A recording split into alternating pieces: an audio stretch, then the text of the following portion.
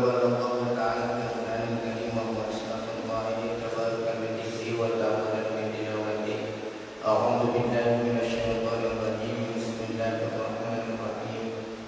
واتل عليهم نبأ الذي آتيناه آياتنا فانسلخ منها فأتبعه الشيطان فكان من الغاوين. وقال النبي صلى الله عليه وسلم أشد الناس عذابا يوم القيامة عالم لم ينفعه الله بعلمه. صدق الله العلي العظيم وصدق رسوله الحبيب الكريم. الحمد لله رب العالمين. اللهم أرنا الحق حقا وارزقنا اتباعه وأرنا الباطل باطلا وارزقنا اجتنابه. اللهم إنا نسألك علما نافعا وعملا متقبلا ورزقا حلالا كثيرا مباركا. اللهم يسر أمورنا يا الله ولا تعسر أمورنا يا الله. اللهم إنا نعوذ بك من علم لا ينفع وقلب لا يخشع ودعاء لا تسمع وأعمال لا تقبل. اللهم اجعل جمعنا هذا جمعا مرحوما وتفرقنا من بعده تفرقا معصوما.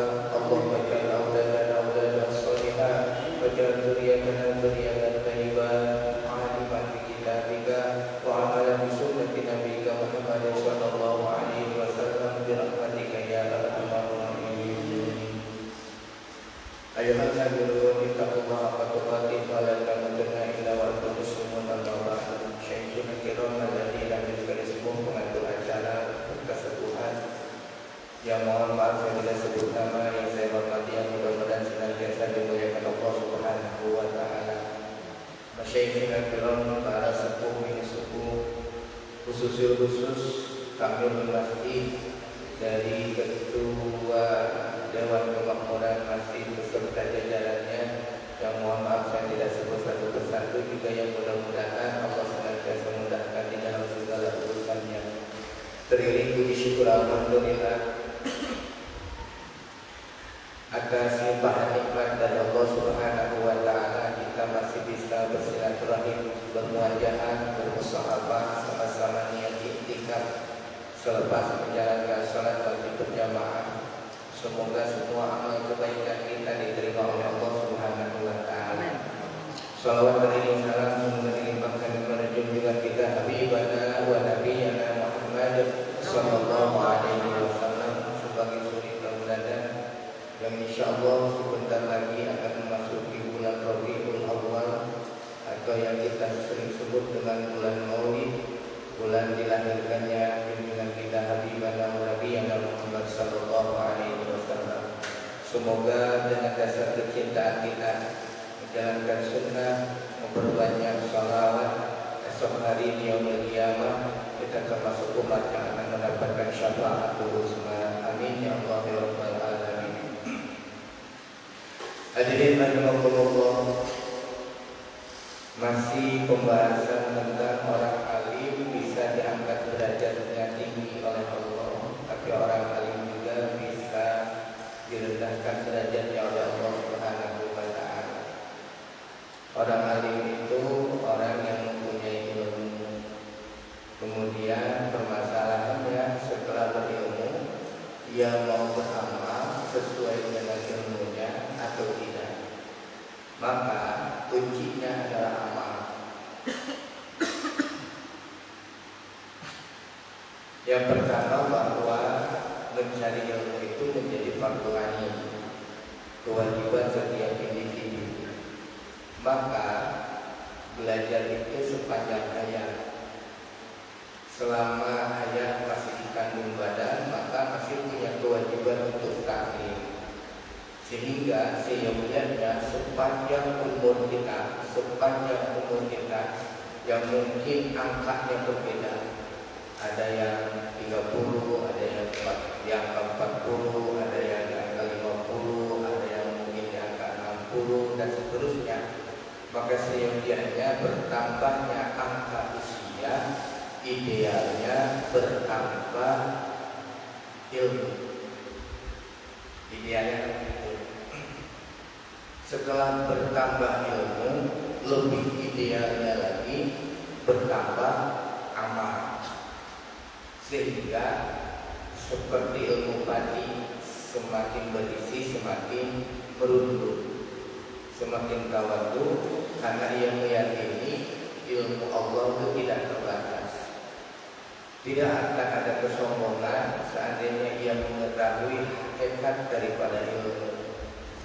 Tapi orang yang masih punya sifat sombong, sifat angkuh, sifat takabur, walaupun Allah titipkan ilmu pada dirinya, maka pada kenyataannya ia belum mengenal tentang hakikat ilmu. Maka hadirin rahimakumullah, baginda Nabi Shallallahu Alaihi Wasallam sudah menyampaikan bahwa kalau kita ingin jadi manusia yang terbaik, khairun nas anfa'uhum linnas. Sebaik-baiknya manusia adalah orang yang bisa memberikan manfaat kepada manusia yang lain. Sederhana kalimatnya. Jadi maka akan ada pembuktian terbalik, seburuk-buruknya manusia adalah manusia yang merugikan banyak manusia yang lain. Orang yang berilmu tapi dia tidak beramal, kemudian ia mengajarkan seperti yang sudah dibahas minggu kemarin, seperti lilin yang dinyalakan, ia bisa menerangi kepada yang lain, tapi kemudian menghancurkan dirinya sendiri. Tapi ini masih ada manfaatnya, yaitu memberikan penerangan. Yang repot itu dia punya ilmu, dia tidak amalkan, dan dia tidak mau mengajarkan orang tidak. Maka baginda Nabi Shallallahu Alaihi Wasallam sebagaimana pembahasan yang kemarin mengancam di dalam hadisnya, asyadun nasi adzaban yaumil qiyamah alimun lam yanfa'hullahu bi'ilmihi. Seberat-beratnya siksaan manusia pada hari kiamat ialah siksaan untuk orang yang berilmu yang tidak memanfaatkan ilmunya. Dalam arti ia memiliki ilmu, ia tidak beramal dengan ilmu, malah tingkah lakunya jauh daripada ilmu yang dimilikinya, dan kemudian ia juga tidak membawa kemanfaatan kepada yang lain dengan ilmunya. Maka ini yang paling bahaya. Kemudian di pembahasan yang lain termasuk akan disiksa terlebih dahulu dibandingkan orang-orang yang menyembah berhala. Flashback aja Pak, ya supaya agak-agak ngerti. Maka ini bapak-bapak hadirin rahimakumullah, sangat berat kalau kemudian saya secara pribadi walaupun tidak menginginkan dipanggil dengan gelar, ya seolah-olah punya ilmu, padahal ilmu nggak seberapa, amalnya pun sedikit dibandingkan bapak-bapak. Mungkin ilmu bapak-bapak kurang banyak, tapi amalan bapak-bapak lebih banyak daripada saya.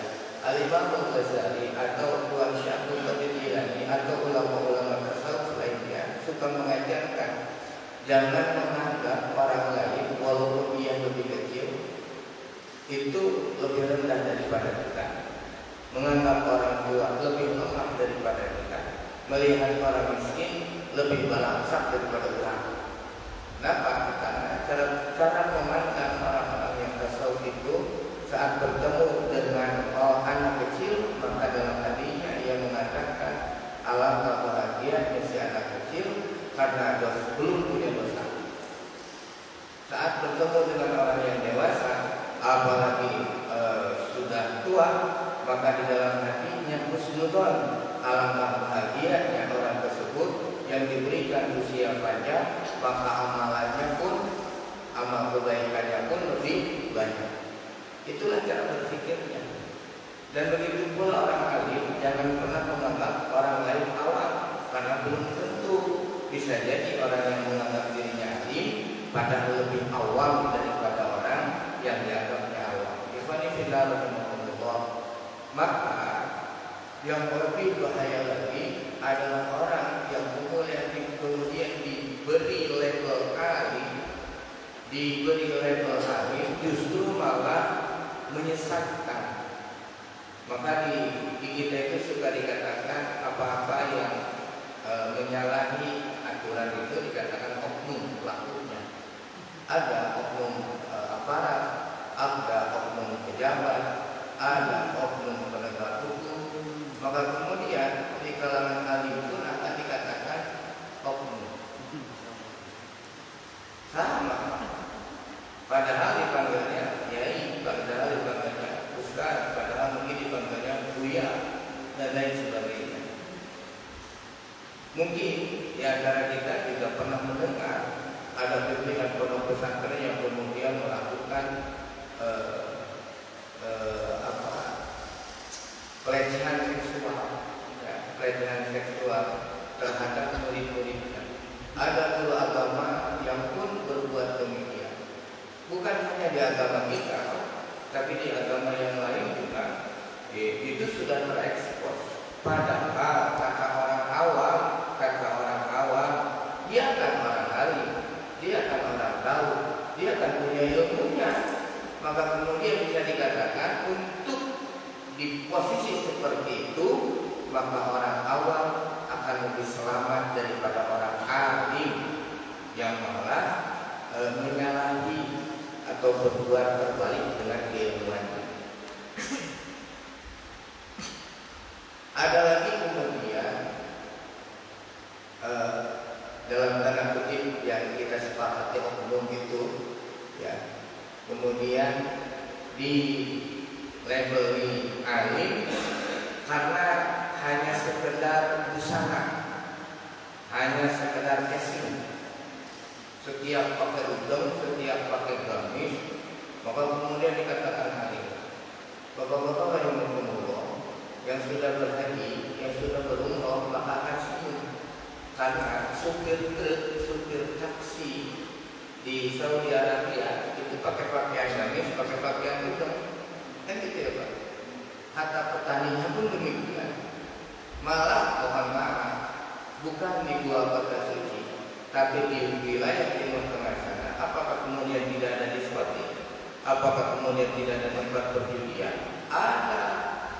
Apakah kemudian mereka kemudian berpakaian seperti orang Eropa, seperti orang Barat? Tidak. Mereka akan berpakaian seperti pakaian yang biasa mereka pakai. Maka kemudian sempat kemarin menyebar video dengan pakaian Arabnya itu bermain kartu dan lain sebagainya. Maka inilah hadirin rahimakumullah, casing itu tidak menentukan isi, tapi isi pun akan menentukan casingnya.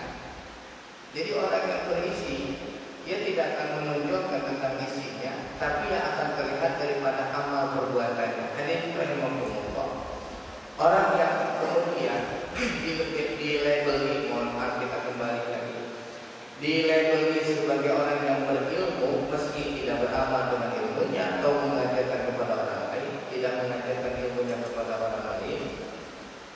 Mereka kadang juga menyeru kepada hal-hal yang kontra dengan asas yang sudah kita sepakati di dalam beragama. Kan tidak sedikit Pak, tiba-tiba muncul aliran yang membebaskan berbeda pasangan, suami istri bisa berganti. Yang kemarin di Banten ini kasusnya apa ya? Aliran sesat. Di Banten ya. Nah itu kan kalau lihat dari segi pakaiannya Pak, mohon maaf, ya itu kalau di kita itu biasa dikatakan ustaz, dikatakan alim, dikatakan kiai. Maka ini yang paling bahaya Pak, yang paling bahaya. Ya kemudian entah itu bikin ritual-ritual yang tidak berdasarkan syariat, tapi kemudian didalili dengan syariat dan dalilnya itu bukan dalil syariat, tapi dalil boleh orang Sunda asal cepat gitu. Maka alangkah tersesatnya kemudian orang yang menyesatkan orang lain. Ya sederhana gila. Ada manusia mantan pelatih badminton yang kemudian berkhulwat bersemedi di Gunung Bunder, setelah bersemedi kemudian memblokir diri sebagai nabi. Tapi tidak aneh, kenapa di kita itu tetap aja laku Pak. Jualan apapun laku, apalagi kalau jualan berbau-bau agama dan berpenampilan ya seperti tokoh agama. Laku Pak, laku keras. Ya, maka hebatnya polisi Indonesia yang sudah bisa menangkap nabi, yang sudah bisa menangkap malaikat, yang sudah bisa menangkap Tuhan, dan kemudian disatukan di dalam satu sel. Itu kan polisi Indonesia, Pak. Lebih hebat daripada polisi India. Walauzubillah min dzalik. Maka orang yang seperti ini sesungguhnya ini adalah wakil daripada setan. Jadi kalau di istilah Toriko itu dibaiatnya itu bukan oleh guru mursyid, tapi dibaiatnya oleh setan. Berasumsi, berhalusinasi, dia mendapatkan wahyu dan lain sebagainya. Nah termasuk yang kemarin disebut Ustaz Bucek ya, di medsos itu sudah mulai viral lagi Ustaz Bucek. Padahal tahanan itu di rutan ya, di rutan. Itu makanya di Indonesia ini tidak akan pernah berhenti. Kenapa di Indonesia tidak pernah berhenti? Karena sirah nabawiyahnya pun demikian ya.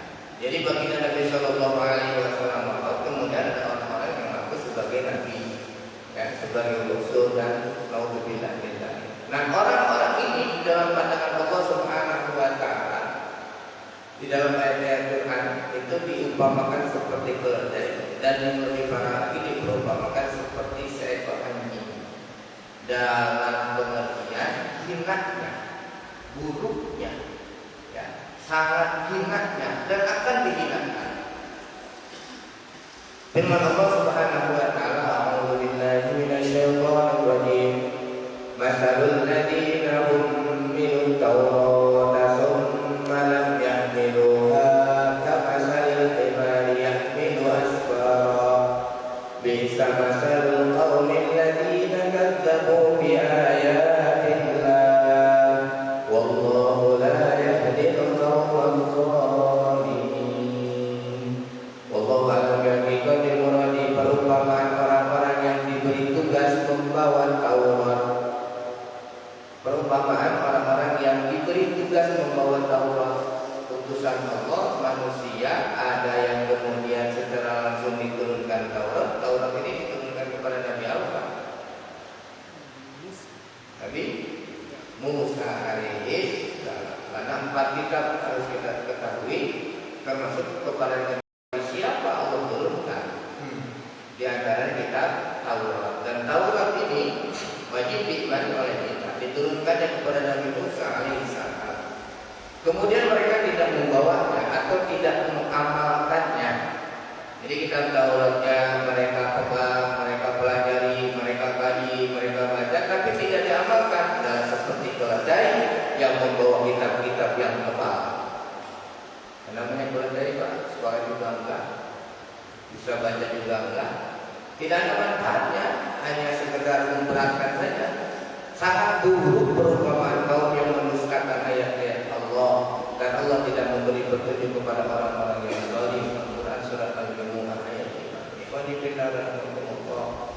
Jadi seandainya kita diperumpamakannya dengan kitab Taurat, karena Taurat yang murni, Taurat yang asli itu ya, kalau Bapak ingin tahu isi kandungan Taurat, isi kandungan Zabur, isi kandungan Injil yang murni, cukup baca Al-Quran.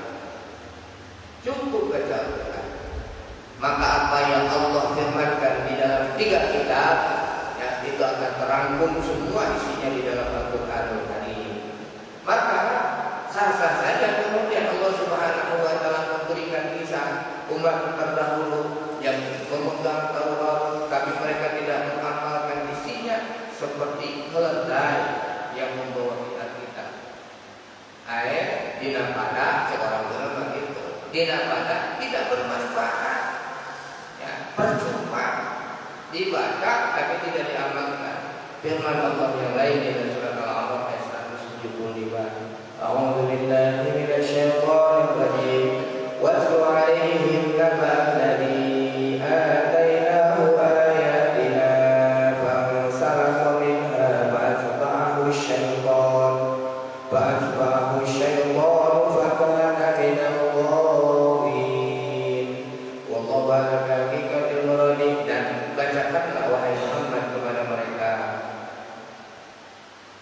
Dialah orang yang telah kami berikan ayat-ayat kami kepadanya.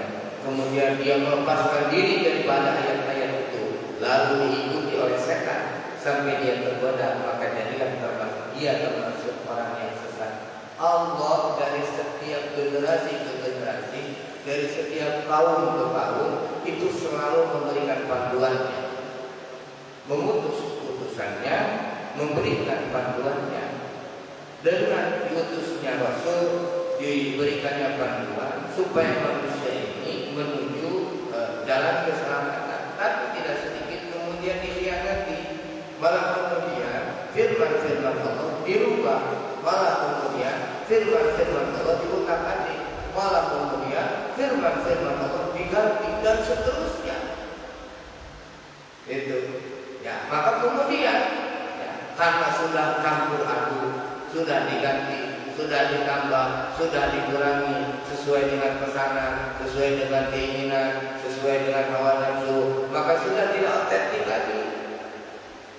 Kalau sudah begitu, maka di penghujung ayat fatana minal ghawin, mereka termasuk orang-orang yang sesat. Maka kemudian kita harus meyakini bahwa inna dina indallahil Islam.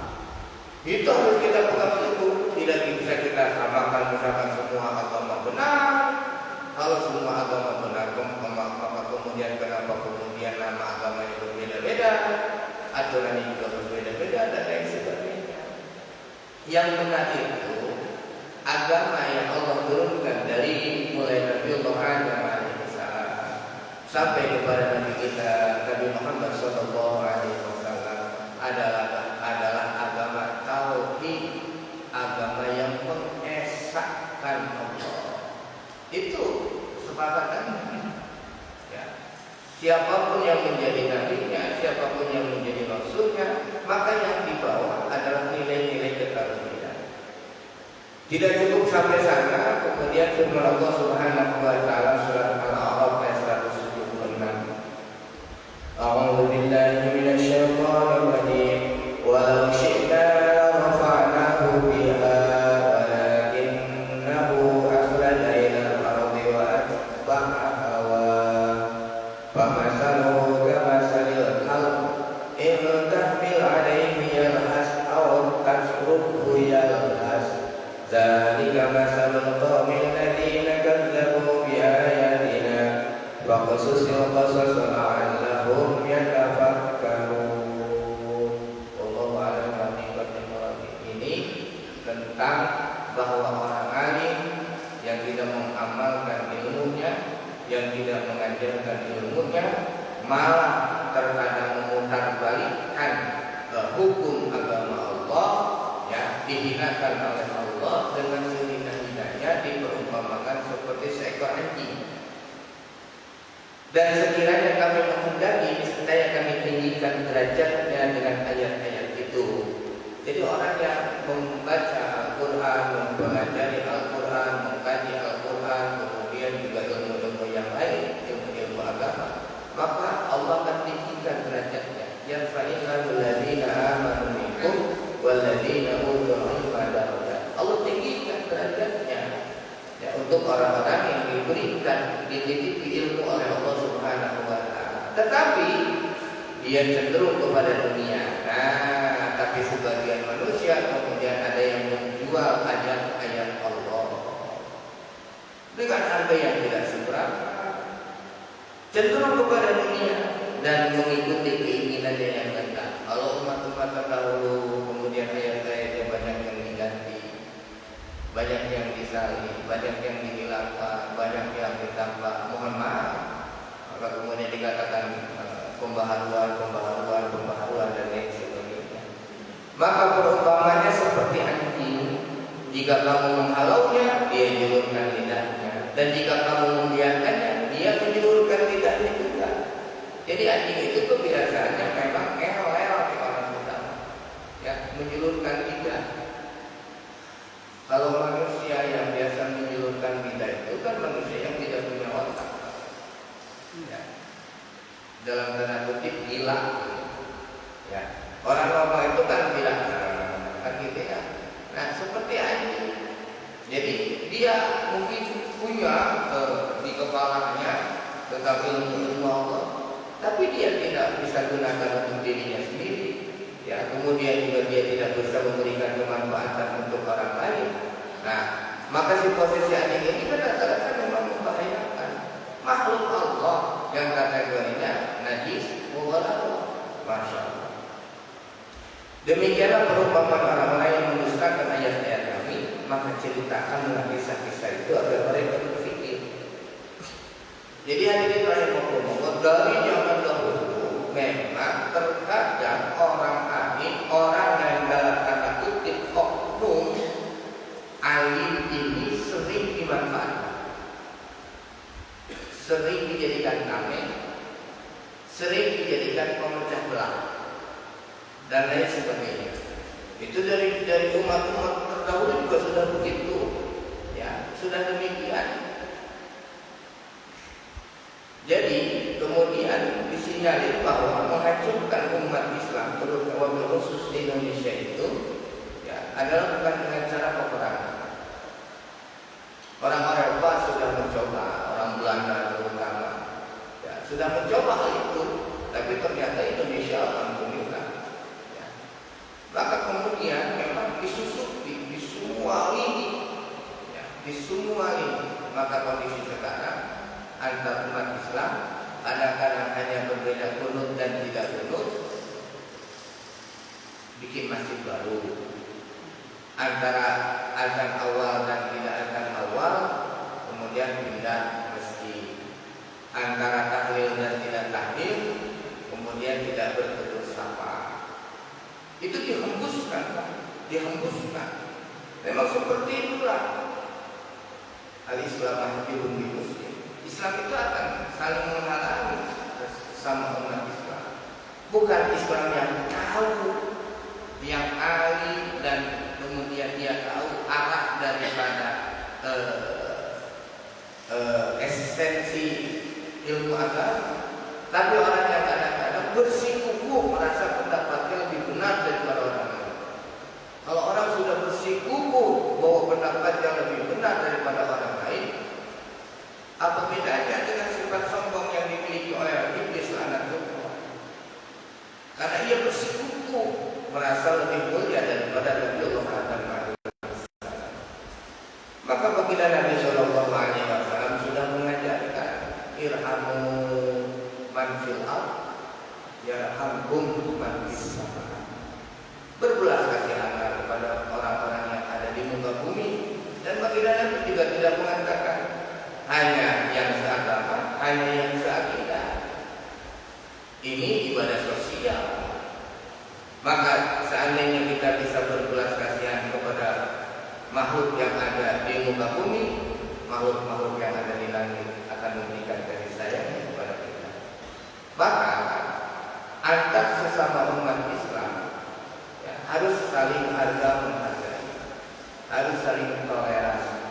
Apapun kemudian pemahamannya, jangan kemudian gara-gara sedikit perbedaan maka kemudian terjadi perselisihan. Sangat mahal Pak petuah Islamiyah ini, di mana ulama-ulama terdahulu, di mana orang tua kita terdahulu menyatukan bangsa ini.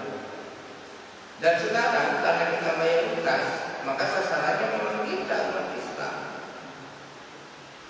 Dihajar kiri kanan depan belakang. Bukan berarti saya memprovokasi, saya mengajak umat ini untuk bersatu. Karena musuh itu yang paling bahaya adalah yang munafik. Bukan orang yang terang-terangan mencaci maki Islam, bukan orang yang terang-terangan merendahkan baginda Nabi Sallallahu Alaihi Wasallam, bukan orang yang terang-terangan bertepuk tangan misalkan ada ulama di penjara. Bukan, itu mah sudah jelas musuhnya. Yang paling bahaya itu yang masih bareng-bareng dengan kita ngopi, senyum, ngobrol, padahal dia mencari kelemahan daripada kita. Walaupun tidak minalik dan kemudian tidak sedikit yang dibungkus, ya, dibungkus dengan pakaian orang alim. Bapak bisa saksikan karena sekarang informasi itu di tangan. Bagaimana orang yang pakai peci, pakai gamis atau joget-joget bareng dengan artis dangdut. Kan gitu Pak. Bahasanya apa? Tasyakuran. Tasyakuran dari mana? Maka kemudian kan itu membuat resah umat, membuat bingung orang awam.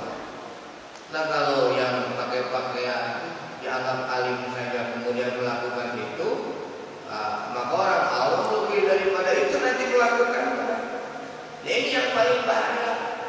Jadi walaupun dia tidak berkata, walaupun dia tidak berfatwa, saat dia melakukan satu perbuatan karena dianggap alim, maka akan diikuti. Kalau kebaikan, maka akan berbuah kebaikan yang banyak. Tapi kalau kesalahan, kalau dosa diikuti, itu yang akan lebih bahaya. Karena yang mengikuti akan lebih bablas daripada perbuatan orang yang dianggap alim tersebut. Ya memang seperti itulah gambarannya. Maka orang akan diuji dengan apa yang dimilikinya. Punya harta diuji dengan hartanya, punya jabatan diuji dengan jabatannya, punya ilmu akan diuji dengan ilmunya. Dan mohon maaf jangan sampai ada keluar bahasa persaingan antar orang alim. Ustaznya baru berkah, ustaznya baru amro, ustaznya baru panggung. Mohon maaf Pak. Ya, itu kan bahasa keseharian. Itu bahasa keseharian. Kan sampai di bahasa ya kan pedagang ikan asin juga saingannya pedagang ikan asin, pedagang kelontong juga saingannya pedagang kelontong. Tapi kan kalau sudah dibahas kan ustaz saingan dia ustaz di mana letak ilmu yang kemudian bisa menjadi manfaat untuk diri kita? Padahal kan ilmu yang manfaat itu ilmu yang membuat diri kita semakin takut kepada Allah Subhanahu wa Ta'ala. Ilmu yurisu khasyat Allah. Dan pada kenyataannya tidak ada satu manusia yang bisa menguasai semua ilmu Allah. Sudah bisa dipastikan. Atau baginda Nabi Sallallahu Alaihi Wasallam pun hanya membahasakan gudangnya ilmu. Hatta baginda Nabi Sallallahu Alaihi Wasallam menyampaikan bahwa Sayyidina Ali adalah pintunya anaknya Madinatul Ilmi wa Ali babuha. Apalagi kita bukan Nabi, bukan sahabat, bukan bantunya baginda Nabi, ngajinya cuma ngaji denge, degeret-geret aja, dan lain sebagainya. Jauh. Masya Allah. Tapi kita memang punya kewajiban untuk berdakwah sesuai dengan kemampuan masing-masing. Punya dakwah. Dan dakwah yang tidak akan pernah ditolak oleh orang lain, dakwah yang tidak akan menyakiti hati orang lain adalah dakwah ilham.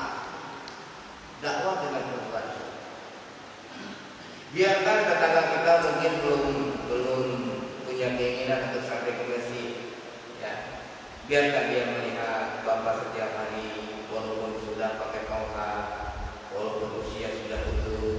Tidak ada maksud untuk sombong, tidak ada maksud untuk ria, tidak ada maksud untuk ingin dipuji, tapi di Bapak tetap istiqomah sampai ke masjid. Insya Allah besok lusa dia akan mikir, karena ia terus melihat apa yang tetangganya lakukan, apa yang saudaranya lakukan, dibanding harus berkata-kata. Kalau dengan kata-kata, kadang-kadang orang yang kita nasihati lebih pintar dari lebih pintar bijaknya, lebih pintar berkata-katanya. Maka yang tidak akan menyakiti, tidak akan menyinggung dan sebagainya itu tidak ilham. Baginda Nabi Sallallahu Alaihi Wasallam sampai dipujikan oleh Allah Subhanahu Wa Taala bagaimana sempurnanya budi pekertinya baginda Nabi Sallallahu Alaihi Wasallam. Aduh Pak, dari budi pekerti itulah, karena dari kecil pun sudah punya gelar Al-Amin. Hadirin rahimakumullah. Hati-hati mencari guru, hati-hati mencari alim, bukan berarti harus suudzon, ya, bukan berarti harus suudzon, tapi yang jelas, insya Allah di pertemuan selanjutnya kita akan bahas tentang ulama su. Karena mau sampai di sana. masuk. Aduh Pak, ngeri Pak. Ya, mudah-mudahan kita dijauhkan ya Pak. Saya pribadi minta doanya Pak. Mudah-mudahan tetap sehat, tetap istiqomah, kita sama-sama ibadah kepada Allah. Ya, sampai akhir hayat kita diberikan keimanan, keislaman dan ketauhidan kita kepada Allah Subhanahu wa taala. Itu saja yang bisa saya sampaikan. Mohon maaf atas segala kekurangan, kesilapan, apalagi kata-kata yang tidak ada maksud untuk menyinggung. Dan Allah wa iyyakum ajmain. Assalamualaikum warahmatullahi wabarakatuh. Waalaikumsalam warahmatullahi wabarakatuh. Kami aturkan banyak terima kasih kepada Pak Ustaz yang telah memberikan ilmunya kepada kita semua, kepada para jamaah yang bersama-sama mencari ilmu pada malam ini.